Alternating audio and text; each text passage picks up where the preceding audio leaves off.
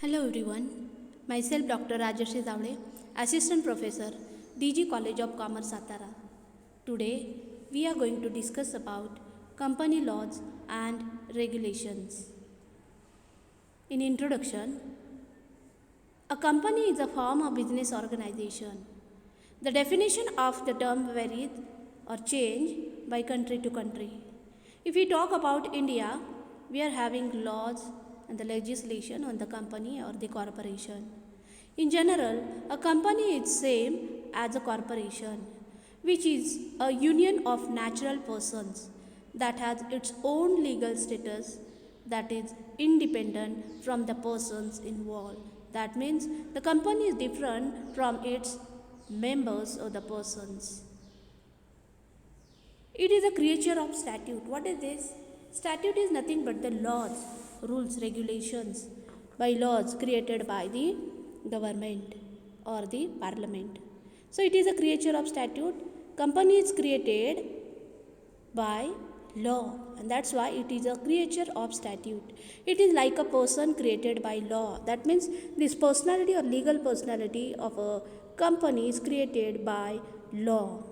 It is recognized by governments as such as separate creature. It must file tax returns and pay taxes and conform to state and federal laws. That means company like a natural person follows, that means the human being or a person who has to follow the rules and the regulation which are prescribed and provided under that particular area or the country.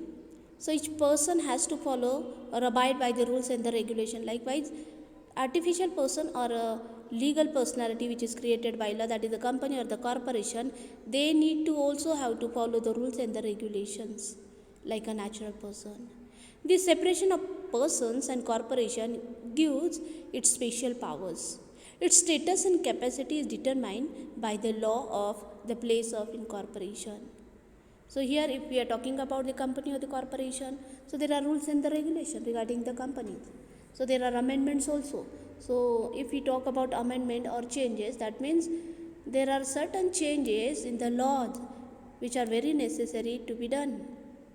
And that's why we have new Company Act 2013. Previously it was like Company Act 1956, and now we are having Company Act 2013. Even there are amendments in 2017, 2019, 2020. So all these amendments are also very important for this study. A corporation is defined as a legal entity or structure created under the authority of a state's laws, consisting of a person or group of persons who become shareholders. So here we need to understand that the person who creates the company or corporation, they are distinct from the company. That means there is difference between company and the members of its or the shareholders. The entity's existence is considered separate and distinct from its members. Like a real person, a corporation can enter into a contract. It can sue and can be sued. That means what? Like a natural person, company can file a case, and even the other person or other group also can file case against the company like a natural person if there is any problem. Even company can pay taxes separately from its owners and do the other things necessary to conduct business. So here we should understand that like a natural person, company can do everything like a natural person. They can have property, it has its special status, name, and like natural person, everything can be done by the company through its members or the shareholders or the directors. If we talk about laws or company laws, we need to understand the new Companies Act 2013. Previously, we were having the provisions under Companies Act 1956. Even some provisions are even today applicable. under the Companies Act 1956. The new Companies Act 2013 provides the central government of India the exclusive rights to incorporate, regulate, control, and terminate all various categories of entities or the companies in diverse sectors located within the country. The Ministry of Corporate Affairs, Company Law Board, registrars of companies in various states and other agencies and authorities are responsible for supervising and regulating proper and strict compliances under the rules and regulations of the Companies Act and business regulation policies of the central government of India. So all these rules, regulations which are framed by the parliament or the government, they need to be followed by the company or the corporation in its letter and spirit of law.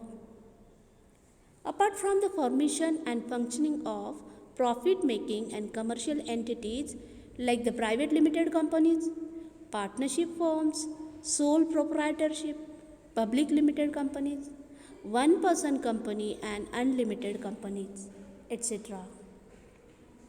This new Companies Act 2013 also governs and regulates the inception and functioning of the non-profit making companies under this section 8. Establishment of diverse entities in India by foreign companies and investors such as representative office, project office, license office, branch office, joint ventures, fully owned subsidiaries, etc., are also exclusively governed and controlled by this new Companies Act 2013. Well established in India, our respected and popular law firms extends all services related with the new Companies Act 2013.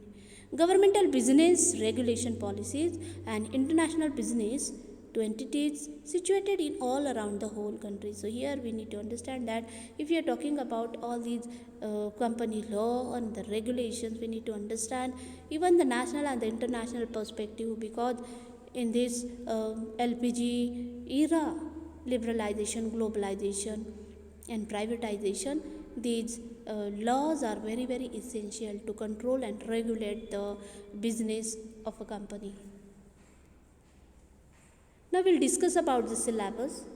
In this particular semester, we are going to talk about and study unit number 1. In unit number 1, we will be covering nature, incorporation and structure of a company.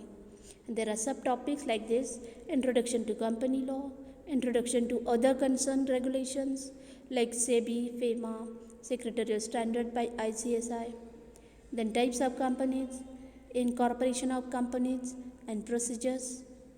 Then we need to also have to concentrate and study memorandum of association and articles of association, which are very essential document of a company.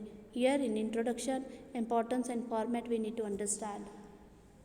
In second unit, we are going to discuss about management and administration. And there are subtopics like introduction to board of directors, appointments, duties, powers and removal, meeting of board of directors, meetings of shareholders and members, shareholders agreement and related party transactions, auditors appointment, duties, powers and removal. In unit number 3, we need to understand, we will be studying corporate governance. There are subtopics like introduction to the concept of corporate governance, operation and mismanagement, e-governance and initiatives by the Ministry of Corporate Affairs, general principle of corporate liability, concept of alternate dispute resolution. This is a mechanism. In unit number 4, we will be studying restructuring and winding up. So subtopics are like this: introduction to restructuring and reorganization, concepts of merger, acquisition, amalgamation and takeover, capital markets and its regulations, listing and delisting, insider trading, and finally winding up of companies, and rehabilitation and revival of sick companies. So all these points we will be covering in the unit number 4. Now we'll discuss about reference book. So my dear students, there are important books, important reference material. You can use these material. Dr. Avtar Singh book is there on company law. Then there are other, these books are also very important. Bail Act is also there, the Companies Act 2013. Then there are journals also which we need to use in our study. Even some material I am going to give you.